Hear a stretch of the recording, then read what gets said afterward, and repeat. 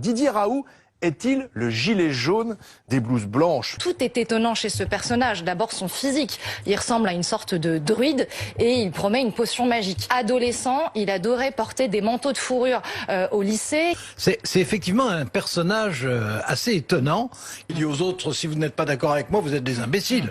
C'est un non-conformiste de l'establishment, qui est invivable, qui est d'ailleurs un peu déséquilibré, accessoirement, psychiquement. C'est un mandarin qui se prend pour un Messie 2.0. C'est ça qui est intéressant. C'est-à-dire qu'il y a vraiment cette double dimension. Il se veut un prophète. C'est le génie contre les mandarins, c'est le Marseillais contre les Parisiens, il y a de ça aussi. C'est quelqu'un qui insupporte, mais ça n'est pas quelqu'un qu'on puisse négliger. Si je puis me permettre, Professeur il est dans la grande tradition mandarinale. Mais absolument. C'est-à-dire de gens qui ont des coups de génie et qui ensuite deviennent des gourous.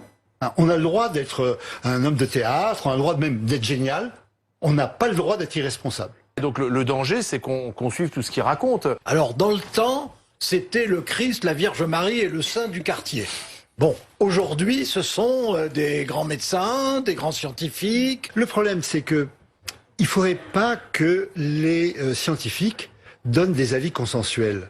Sauf quand c'est évident pour tout le monde, c'est clair, donc ils disent c'est ça la règle. Mais simplement, les malades qu'il guérit n'étaient pas malades avant, enfin, ou pas morts, ils n'avaient pas de symptômes graves. Donc nous voilà dans une situation très différente. Hein, ils auraient peut-être guéri sans le médicament.